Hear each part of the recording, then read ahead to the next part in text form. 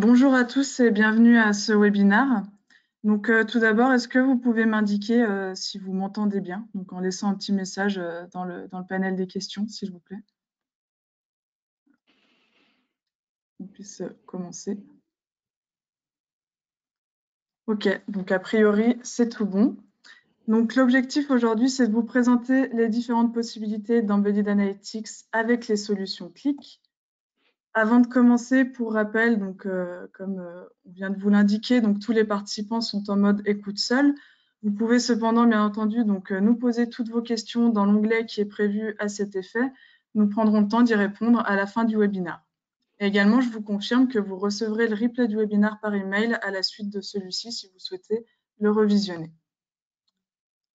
Donc aujourd'hui, nous serons deux pour animer cette présentation. Donc, je suis pour ma part Fanny Benant, responsable de l'activité BI à Synolia, et j'ai le plaisir d'être accompagnée par Christophe Jouve, que je vais laisser se présenter. Bonjour à tous, donc Christophe Jouve de la société Qlik. Je suis ingénieur avant-vente et je travaille beaucoup avec la société Signolia pour les accompagner dans toutes les démarches d'intégration avec la plateforme Qlik. Merci Christophe. Donc, rapidement, pour le programme de ce webinaire, donc, nous commencerons par faire rapidement connaissance. Je vous présenterai pour ma part Synolia si vous ne nous connaissez pas déjà. Puis Christophe vous parlera plus en détail de Qlik, définira concrètement ce qu'est l'Embedded Analytics et du positionnement de ce concept au sein de la plateforme Qlik. Enfin, je reprendrai la main pour vous parler de 3 cas d'usage que nous avons pu mettre en œuvre à Synolia, dont un pour lequel je vous ferai une démonstration très concrète. Synolia, donc pour ceux qui ne nous connaissent pas, nous sommes à mi-chemin entre la SS2I et l'agence web. Synolia a été créée en 2004 par 4 associés fondateurs qui sont aujourd'hui toujours à la tête de la société. Pour la petite histoire, donc initialement, Synolia, c'était 2 activités principales qui le sont toujours. Donc, c'est l'e-commerce et le CRM. À ces 2 activités est rapidement venue s'ajouter l'activité BI, donc pour répondre aux besoins d'analyse croissants chez nos clients de la donnée. Nous avons depuis 2004 mené plus de 700 projets au global, donc pour des entreprises de toutes les tailles et de divers secteurs d'activité. C'est une des forces de Synolia, c'est cette volonté de vraiment répondre à toutes les problématiques, quel que soit le type de l'entreprise ou le type de projet. Aujourd'hui, nous sommes 90 chez Synolia, donc répartis sur 4 agences, au siège à Lyon et ainsi qu'à Paris, Bordeaux et Rennes. Avant de laisser la main à Christophe, je voulais faire un zoom rapide sur l'équipe BI, puisque c'est ce qui nous amène ici aujourd'hui. Donc en BI, nous sommes partenaires de Qlik depuis 2008. Nous intervenons également sur des projets de toutes les tailles. Donc ça va du petit projet d'accompagnement à la mise en œuvre des solutions Qlik au projet de plus grande envergure au sein de l'entreprise pour des projets plus stratégiques et de plus grande ampleur. Nous intervenons donc dans toutes les industries, comme vous pouvez le voir ici avec ces quelques références chez lesquelles nous avons mis en place les solutions Qlik, et dans tous les domaines métiers.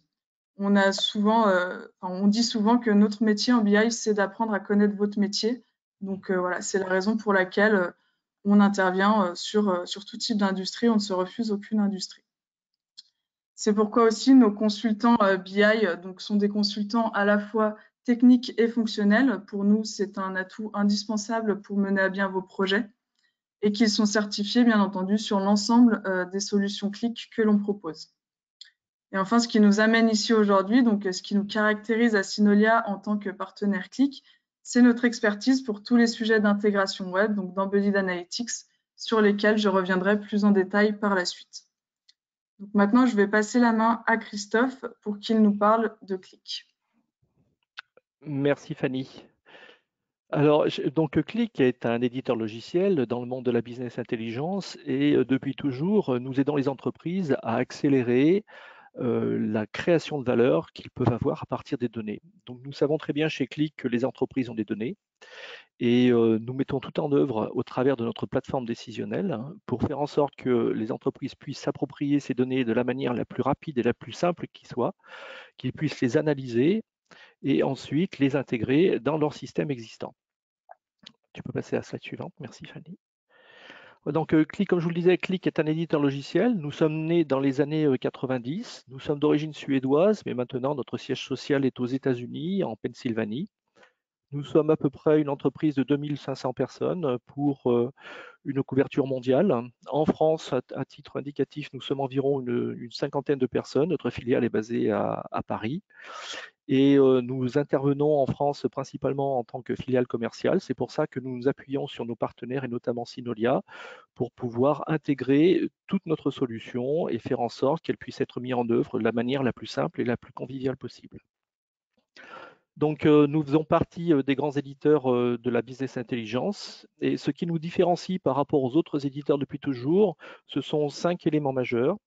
Le premier, c'est ce que nous appelons l'associativité. Donc, Fanny aura l'occasion de vous illustrer ça au travers de sa démonstration du portail tout à l'heure. C'est vraiment l'élément déterminant. C'est ce qui nous permet tout simplement de prendre vos données, quelle que soit leur origine, quelle que soit leur granularité, et de pouvoir y naviguer en toute liberté. La deuxième caractéristique, c'est d'être une plateforme décisionnelle très orientée self-service. L'objectif, c'est de toute façon de laisser aux utilisateurs la possibilité, s'ils le souhaitent, de pouvoir eux-mêmes créer leurs analyses, leurs tableaux de bord. Donc pareil, si Fanny vous illustrera tout ça tout à l'heure au travers de son expérience dans le portail. Nous avons donc une couverture complète en tant que plateforme décisionnelle. Nous sommes les seuls sur le marché à pouvoir vous proposer une plateforme décisionnelle complète de l'intégration donnée jusqu'à la restitution et pourquoi pas d'intégrer les analyses, donc ce qu'on appelle les embedded analytics, dans les systèmes externes. Bien entendu, c'est une plateforme qui est sous gouvernance, c'est-à-dire que nous offrons au travers de cette plateforme tous les outils permettant de l'administrer et de la déployer, quel que soit le système que vous souhaitez mettre en œuvre, que ce soit des systèmes chez vous, mais également dans le SaaS. Comme c'est une plateforme ouverte, et là le portail de Fanny sera un excellent exemple d'illustration, notre environnement peut être complètement intégré dans des sites web externes existants chez vous ou chez d'autres éditeurs de logiciels. Fanny, merci.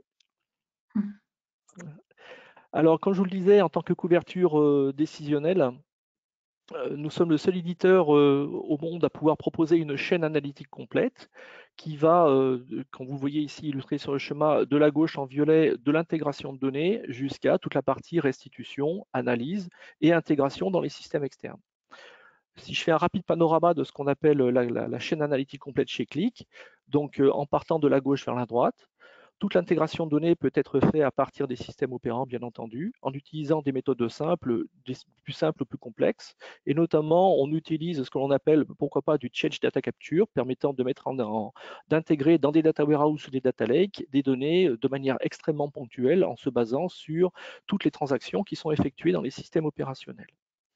Une fois que les données ont été intégrées, on passe à la partie centrale de notre schéma, c'est-à-dire qu'on va les analyser, les mettre à disposition grâce à l'associativité et ce qu'on appelle le moteur cognitif qui nous permet notamment de faire de la proposition d'analyse de manière automatique et d'utiliser de l'apprentissage. Nous pouvons analyser ces données sous toutes les possibilités existantes. Donc des restitutions simples, d'indicateurs clés, de la cartographie. Fanny vous illustrera également tout ça au travers de modules de saisie, pourquoi pas. Ça va jusqu'à l'intégration avec des modèles prédictifs qui peuvent être clics, qui peuvent être surtout non-clics, et qui permettent d'aller beaucoup plus loin que ce qu'un système, on va dire, décisionnel classique peut vous proposer. Une fois que les analyses sont prêtes, l'idée, c'est de rendre le système et de profiter de l'ouverture de l'ensemble de la plateforme et de faire en sorte qu'au travers d'outils tels que du reporting, des systèmes d'alerte, des analyses guidées, du self-service et pourquoi pas de l'embedded analytics, sur lequel je vais revenir dans quelques secondes, vous puissiez profiter pleinement de toute la puissance de la plateforme dans autre chose que du clic. On peut passer à la slide suivante, merci. Alors, pour faire un rapide zoom sur qu'est-ce que c'est que l'embedded analytics. Donc l'embedded analytics, c'est justement, ça correspond à une des possibilités de la plateforme qui est de se dire que une fois que j'ai travaillé dans mon environnement Qlik, que j'ai préparé mes analyses, qu'elles sont disponibles, qu'elles sont déjà accessibles à une population, est-ce que je ne pourrais pas, pourquoi pas, faire en sorte que toutes ces analyses puissent être utilisées dans autre chose que du Qlik. Donc non seulement ça permet d'étendre le périmètre de diffusion et de les rendre encore plus disponibles pour toutes les personnes qui ne sont pas forcément connectées à la plateforme Click, et surtout ça permet d'intégrer ces analyses dans autre chose que du Click. La Fanny, pareil, vous montrera dans leur portail tout le travail d'intégration magnifique qui a été fait, et notamment la possibilité d'intégrer des enrichissements par d'autres types d'informations dans cette plateforme. L'idée finale, c'est d'avoir un écosystème étendu qui permet d'aller au-delà de la simple proposition d'analyse. Fanny, slide suivante, merci. Voilà, donc l'idée, c'est vraiment de prendre les analyses existantes qui ont été créées au travers de la plateforme Click et de les incorporer, de les partager avec des populations d'utilisateurs. Ça peut aller de choses extrêmement simples, comme des indicateurs clés, des tableaux de synthèse, des évolutions, des tendances, etc., jusqu'à des choses beaucoup plus sophistiquées et complexes, notamment la capacité à pouvoir, pourquoi pas, personnaliser ces analyses par profil utilisateur en intégrant des règles de sécurité mises en place dans la plateforme, de pouvoir les enrichir par des travaux, des analyses provenant d'autres types de systèmes, et d'aller jusqu'à l'intégration avec des systèmes de données autres, notamment, pourquoi pas, pouvoir ajouter des modules de saisie complémentaires, pouvoir proposer d'autres types de restitutions qui ne sont pas du clic, tout ça en utilisant toute la puissance du moteur. Donc maintenant, je vais rendre la parole à Fanny qui, au travers de la démonstration et de la présentation de leur portail, du portail qui a été développé en partenariat avec Synolia, vous allez pouvoir tout simplement juger par vous-même de la puissance du système et surtout des magnifiques résultats auxquels on peut arriver. Merci Christophe pour toutes ces explications. Donc effectivement, je vais pour ma part, comme convenu, vous parler de 3 cas d'usage que nous avons mis en œuvre à Synolia, dont un pour lequel je vous ferai une démonstration très concrète. Donc à Synolia, nous on a fait le choix de se spécialiser dans l'embedded analytics il y a maintenant 2 ans. Donc ça fait 2 ans qu'on monte en compétences et qu'on apprend à maîtriser donc toutes les API que propose Click. L'objectif au départ, c'était de répondre aux nouveaux besoins autour de l'embedded analytics et aux nouveaux besoins qui apparaissaient chez nos clients. Donc en mettant en parallèle nos compétences en développement web qui sont nombreuses à Synolia de par nos activités et notre expertise autour de la solution Click. Concrètement, depuis 2 ans, nous avons pu expérimenter plusieurs cas d'usage, comme on va le voir. Et aujourd'hui, on peut dire qu'on n'a quasiment plus aucune limite dans les possibilités d'intégration de Click, ou en tout cas, on saura vous dire très concrètement quelles sont ces limites. Donc nous, les possibilités d'embedded, on les catégorise en 3 types. Donc la première catégorie, c'est l'intégration dans des portails externes pour fournir en toute sécurité à vos clients, vos partenaires et tout autre intervenant des informations pour optimiser les processus ou pour augmenter la valeur de vos relations. Le second cas d'usage, c'est l'intégration dans des applications métiers. Donc cette fois-ci, plus à destination de vos employés pour les aider à prendre de meilleures décisions, donc en intégrant du clic, de la data vise dans des CRM, des ERP, des back-office e-commerce ou encore des applications RH ou comptables. Et le dernier cas d'usage, donc le plus vaste, ça va être l'intégration dans des sites web publics, là où, auquel cas, donc, toute personne qui visiterait votre site aurait accès aux analyses que vous partagez. À Synolia, donc, les besoins de nos prospects, de nos clients, nous ont amenés à nous intéresser aux 2 premiers cas que je vais vous détailler un peu par la suite. Donc, pour commencer, l'embedded analytics pour les applications métiers, quelques exemples. Donc, l'un des premiers cas que nous avons mis en place à Synolia, c'est l'intégration dans un CRM, en l'occurrence dans Sugar CRM dont nous sommes partenaires. Donc, pourquoi? Puisque les commerciaux, ce sont des utilisateurs qui n'ont pas forcément le temps de se connecter quotidiennement à leur solution de BI, alors qu'à l'inverse, ils se connectent tous les jours à leur CRM. Donc, nous, naturellement, on s'est dit, on va leur pousser les indicateurs décisionnels directement dans le CRM. Et comme ça, en fait, ils n'auront d'autre choix que de les consulter, que de les prendre en compte pour leur prise de décision. Donc, l'embedded ici va permettre de pousser de la donnée plutôt que d'attendre que les utilisateurs viennent la consommer. Concrètement, comment ça se caractérise ici, en tout cas pour l'intégration dans Sugar CRM? On a développé, nous, un module qui va pouvoir s'installer très simplement comme n'importe quel module add-on Sugar, à tout Sugar, pour se connecter ensuite à un clic et aller chercher donc, les visuels, les applications qu'on souhaite partager aux utilisateurs du CRM. Et tout ça en restant totalement transparent pour le CRM, pour les utilisateurs, pardon, puisque les API de Qlik nous permettent de mettre en place des connexions SSO. Donc, l'utilisateur se connecte à son CRM et n'a pas de double connexion pour s'authentifier sur Qlik. Le second cas d'usage, donc là où on s'est plus adressé à nos clients e-commerçants, ça a été l'intégration dans un back-office e-commerce, en l'occurrence dans le back-office ici de la plateforme Oro. L'objectif pour les e-commerçants, c'est que leur plateforme e-commerce soit au cœur de leur stratégie digitale. Pour cela, ils doivent être en mesure de prendre des décisions directement via celle-ci. Et pour ça, quoi de mieux que d'aller y intégrer des indicateurs décisionnels directement. De la même manière que pour le CRM, ici, c'est un widget qui va s'installer sur le back-office e-commerce et qui est donc compatible avec tout back-office Oro, en l'occurrence pour ce cas-là. Très concrètement, maintenant, les bénéfices, donc si on résume de l'intégration dans une application métier, le premier bénéfice qu'on va retrouver globalement avec tous les cas d'embedded analytics et même plus généralement de la BI, ça va être de faire gagner du temps aux équipes en leur proposant des indicateurs contextualisés directement dans les solutions qu'ils utilisent au quotidien. On ne va pas attendre qu'ils se connectent à une autre solution BI, on ne va pas leur faire perdre ce temps-là puisqu'ils auront directement les indicateurs essentiels dans les solutions qu'ils utilisent déjà tous les jours.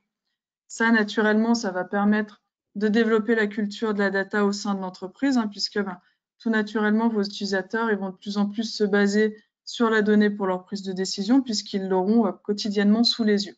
Et on sait que toute entreprise qui a une stratégie data-driven réussie voit ses résultats positivement être impactés par celle-ci.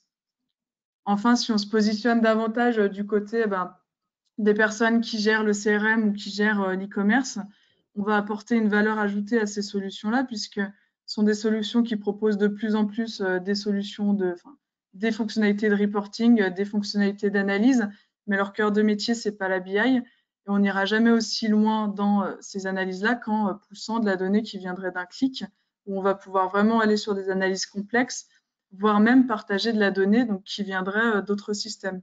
Si je prends le cas d'un CRM, par exemple, ça va nous permettre potentiellement d'aller partager des analyses, des données de facturation qui viennent du logiciel de facturation pour faciliter aux commerciaux, par exemple, le suivi des impayés directement sur le CRM, alors que c'est une donnée qui n'existait pas forcément sur le CRM à la base. Et enfin, d'un point de vue mise en œuvre de Qlik, forcément, on va faciliter l'adoption puisqu'on ne va plus attendre que les utilisateurs se connectent à Qlik, mais on va leur pousser Qlik directement dans leur quotidien. Donc, naturellement, la solution sera beaucoup plus utilisée qu'elle pourrait l'être dans tous les cas. Maintenant, le second cas d'usage dont je vais vous faire une démonstration, c'est l'intégration dans un portail externe. Donc, ici, on cherche à partager de la donnée avec un vaste panel d'utilisateurs qui sont en général externes à l'entreprise. Ça peut être, comme on l'indique ici, des clients, des fournisseurs, des partenaires, mais ça peut aussi être un réseau de magasins, des franchisés, des filiales, voilà, toute personne avec qui vous avez besoin de partager de la donnée, tous ces utilisateurs-là.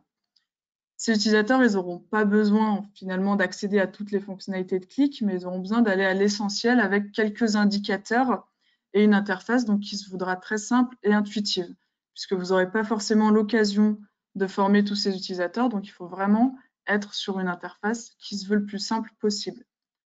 Pour répondre à ce besoin-là, nous avons à Synolia développé un portail qu'on a appelé le portail analytique. Il s'agit, on va le voir, de l'intégration la plus avancée que nous ayons pu faire avec Qlik. On a testé toutes les possibilités d'intégration de Qlik dans ce portail. Et l'objectif, en fait, c'est que les entreprises qui mettent en place ce portail, qui puissent devenir l'élément central de la communication et du partage d'informations avec leurs utilisateurs. Donc, on doit pouvoir y partager de la donnée qui est issue de Qlik, mais pas que. Je vais vous faire donc la démonstration. Le contexte de cette démonstration concerne un réseau de magasins, donc le réseau Aiki que nous avons inventé pour l'occasion.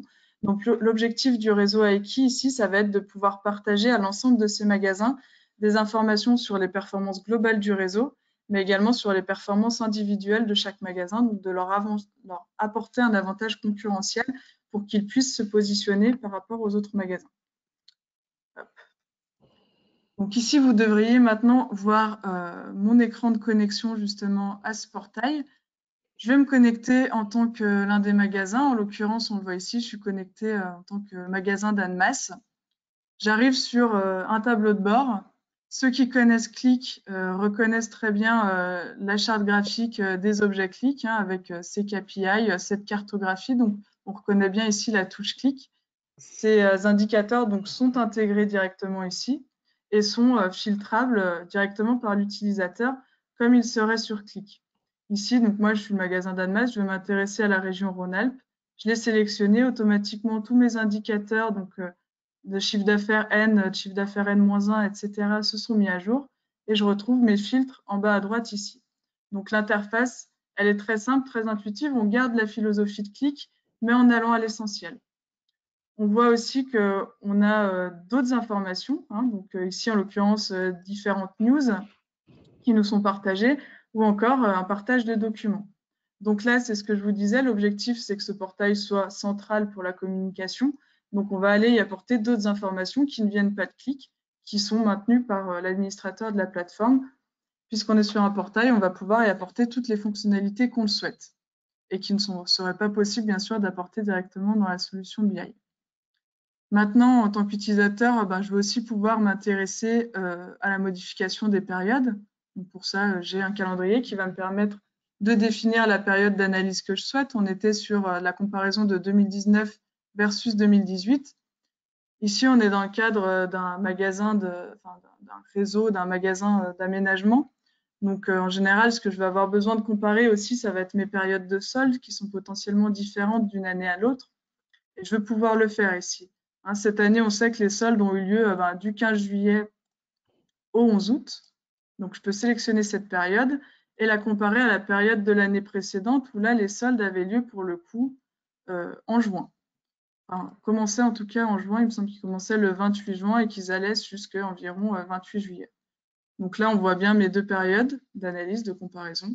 Et automatiquement, tous mes indicateurs se mettent à jour et je peux comparer en toute simplicité deux périodes d'analyse totalement différentes d'une année à l'autre. Donc ça, c'est la force de Click qu'on retrouve sur le portail directement et qu'on a intégré de manière totalement différente de ce qu'on peut trouver sur Click avec ce calendrier-là qui a été totalement intégré pour l'occasion. Donc, je vais me remettre sur une analyse, par exemple, de l'année 2020 pour la suite de la démonstration. Hop. Donc on le voit là automatiquement, par contre, je me suis mis sur une comparaison de 2020 versus la même période de 2019. Donc maintenant, si je navigue, ici j'avais la vue de l'ensemble de mon réseau, je vais me mettre sur cet écran où j'ai la vue du magasin d'Annemasse. Donc Christophe l'indiquait, on a cette possibilité-là d'intégrer toute la partie gouvernance des données, puisque ici, si j'étais connecté en tant qu'un autre magasin, si j'étais le magasin de Bordeaux, je verrais les indicateurs qui concernent le magasin de Bordeaux. Donc, on a vraiment cette capacité-là à maîtriser ce que chaque utilisateur voit. De la même manière que sur un clic, je vais pouvoir naviguer dans mes données. Ici, par exemple, descendre des catégories aux sous-catégories, d'afficher mon top par d'autres indicateurs, par exemple par le nombre de transactions, ainsi de suite. Donc, on retrouve vraiment toutes les fonctionnalités qu'on a sur Click. Ici, la possibilité d'aller sélectionner, par exemple, à la volée des points sur ce graphique et toujours, ça va me mettre à jour l'ensemble de mes indicateurs. OK. Si j'enlève mes filtres, voilà, donc on retrouve bien, encore une fois ici, la charte graphique qu'on a sur Click. On est sur une intégration basique, enfin la plus standard possible en tout cas, où on va intégrer les visuels qui existent sur Click. On le disait tout à l'heure, on est sur un portail. Sur un portail web, les fonctionnalités sont quasiment illimitées. Donc en l'occurrence, ici, le siège avait besoin que ces magasins saisissent un certain nombre de chiffres, par exemple le chiffre d'affaires et les ventes. Donc, on va pouvoir saisir ces informations. On les voit ici, mes données ont bien été saisies, 425 ventes et 5 000 € de chiffre d'affaires. Ces informations saisies, elles pourraient très bien être réutilisées derrière par Click pour les analyses. Ici, on est sur un formulaire très simple, très basique pour la démonstration, mais on peut avoir des formulaires beaucoup plus avancés qui vont permettre finalement derrière d'optimiser les processus pour que le portail devienne aussi la source de données des analyses potentiellement. Dernier élément que je voulais vous montrer, où là on est vraiment sur l'intégration la plus avancée de ce qu'on peut faire sur Qlik, puisque ceux qui connaissent Qlik, donc ici, ne reconnaîtront pas la charte graphique, les visuels standards qu'on a dans un Qlik. La donnée, elle vient bien de Qlik. Ma donnée de savoir que Annemasse a fait 79% d'évolution de chiffre d'affaires par rapport à l'année précédente, elle a bien été calculée par le moteur Qlik. En revanche, toute la mise en forme ici, elle a été complètement rebrandée avec des librairies JavaScript qu'on a choisies pour l'occasion, avec du CSS. Donc, on a totalement la liberté en Embedded Analytics d'aller revoir les visuels pour aller totalement brander potentiellement les visuels à votre charte graphique ou aller créer des visuels qui n'existeraient pas en standard sur Qlik si tant est qu'il y en ait encore. On peut de la même manière apporter un peu de data storytelling, comme on le voit ici, en apportant des alertes, en aidant l'utilisateur à utiliser, à comprendre ces données. Donc c'est pour ça aussi qu'on va sur des choses plus simples, plus intuitives. On n'a pas besoin de formation pour utiliser ce portail en tant que magasin. Maintenant, je voulais vous montrer pour finir la vue administrateur. En tant qu'administrateur, comment est-ce que je vais pouvoir administrer cette plateforme? Qu'est-ce que je vais pouvoir modifier? Donc pour ça, je me connecte en tant que siège. Donc je suis le siège de Aiki. Si je le souhaite ici, je peux bien sûr toujours m'intéresser à un magasin en particulier, à Annemasse, comme je l'étais tout à l'heure. Donc si je me rends, sur cet écran-là, donc on voit, je peux sélectionner Annemasse, je peux sélectionner un autre magasin, par exemple Bordeaux. On est toujours sur la même logique. Donc c'est des filtres Qlik, mais qui sont potentiellement plus intuitifs, plus simples d'utilisation pour des personnes qui n'auraient pas été formées. Maintenant, en tant qu'administrateur, donc je peux avoir envie de modifier mes tableaux de bord sans forcément faire appel à Synolia. Ça, c'est une fonctionnalité que nous avons développée, donc c'est le mode édition, qui va permettre, donc par exemple, j'ai plus envie de partager cette carte, mais de partager un autre objet. Donc ici, je passe en mode édition et on voit que je retrouve donc tous les visuels qui ont été remontés de l'application Qlik source. Derrière, il y a bien une application Qlik dans lesquelles on va aller chercher, par exemple, tous les objets courbes qui ont été construits. Et je peux, en toute simplicité, partager cette courbe à l'ensemble de mon réseau. Donc là, tous les magasins qui se connecteraient, désormais, ils vont voir cette courbe plutôt que la cartographie qu'il y avait auparavant. Donc, on peut modifier les tableaux de bord qui ont été conçus par Synolia initialement, mais je peux aussi partir d'une feuille blanche et créer mon propre dashboard. Donc ici, finalement, on retrouve les fonctionnalités de self-service qu'on a dans Qlik. Elles sont bien sûr moins avancées. L'objectif, c'est d'aller, encore une fois, sur des choses très simples.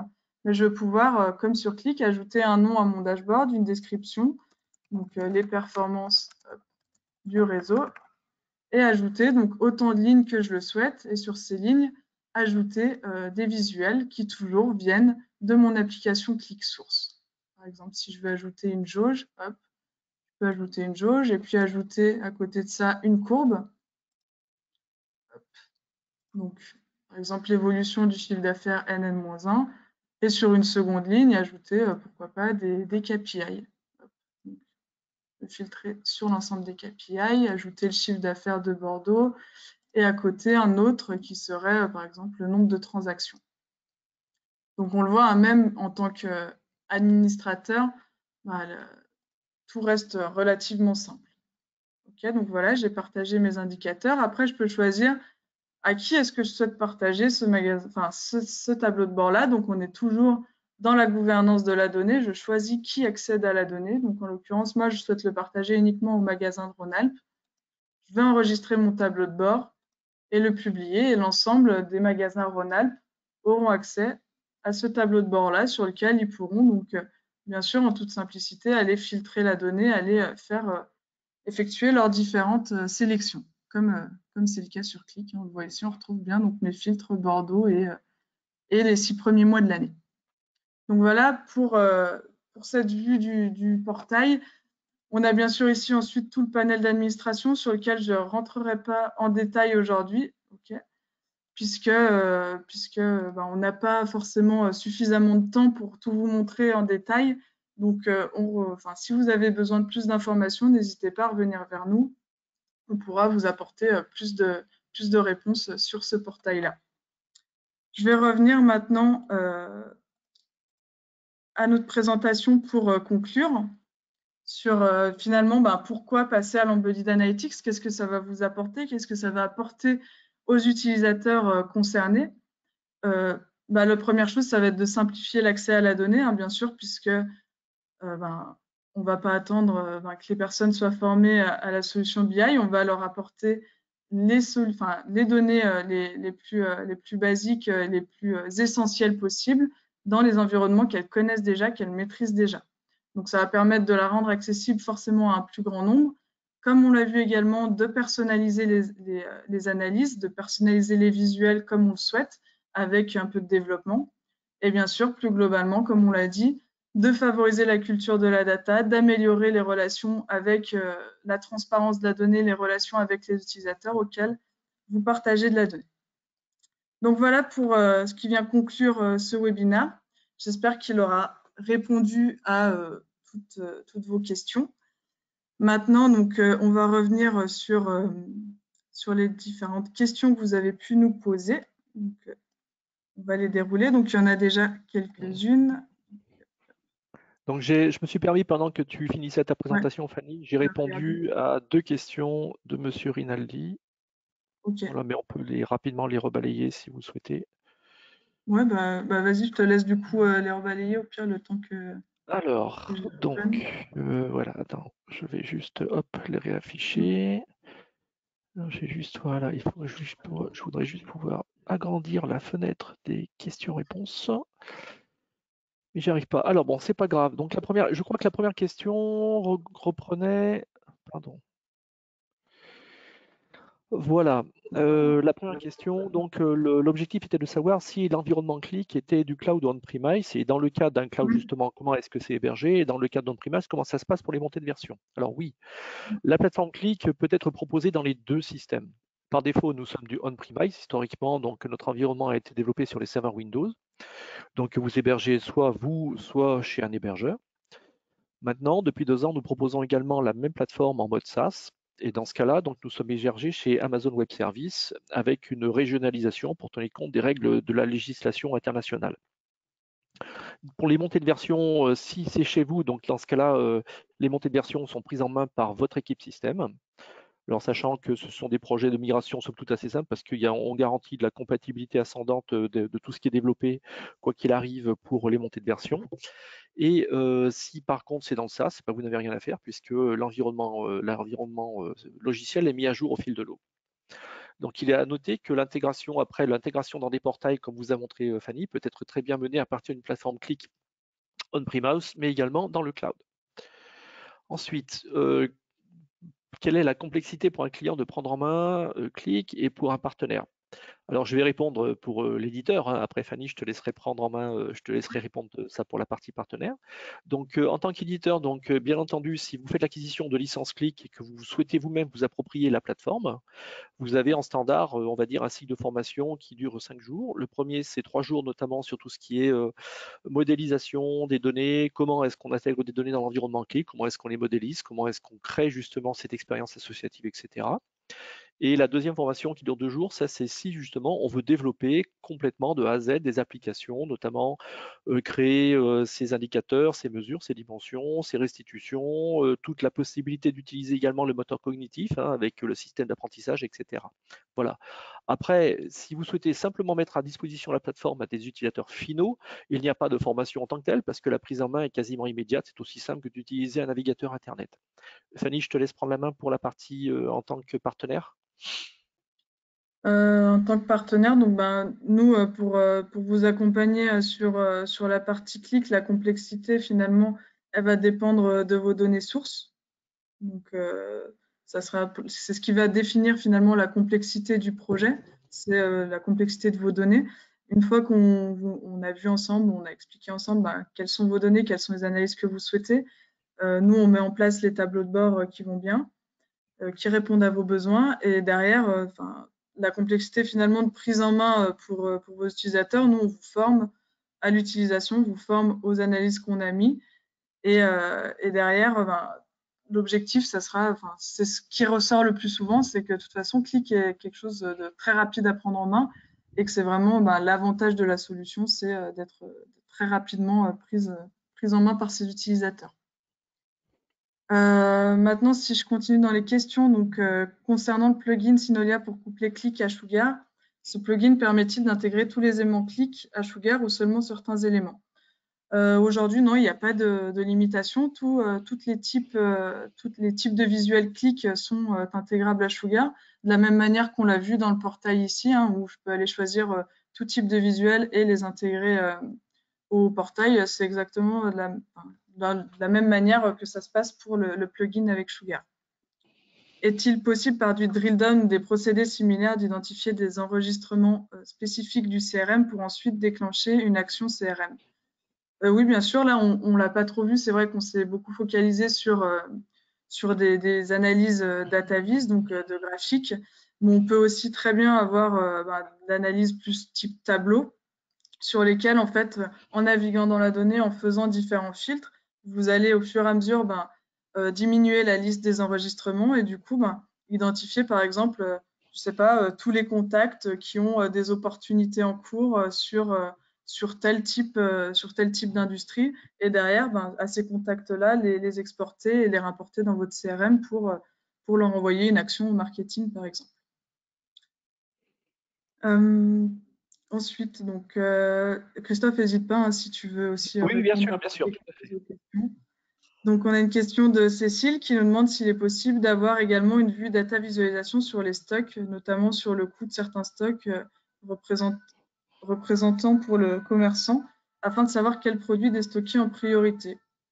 Effectivement, les analyses en fait sources de clics, donc comme j'ai un peu commencé à le dire, en fait, c'est votre besoin qui va définir les analyses qu'on va mettre en place. Si vous, aujourd'hui, la priorité, c'est de faire des analyses sur les stocks, on a la donnée stock de disponible, on pourra bien entendu mettre en place des analyses sur vos stocks pour identifier tous les produits en alerte de stock, tous les produits éventuellement qu'il faudrait déstocker en priorité, tous ceux qui, par rapport aux ventes des 3 derniers mois, seront en rupture de stock prochainement également. Donc voilà, on peut imaginer plein de choses. Le seul point à faire, en fait, c'est de définir ensemble les règles pour piloter vos stocks, pour vous aider aussi dans la gestion de vos stocks. Ensuite, donc on a encore 2 questions. Ouais. Donc, j'ai déjà un portail pour mes clients. Est-ce qu'il est possible d'intégrer du clic dans ce portail ou faut-il forcément passer par votre portail? Donc non, il n'est pas. Enfin, nous, on n'oblige personne à utiliser notre portail.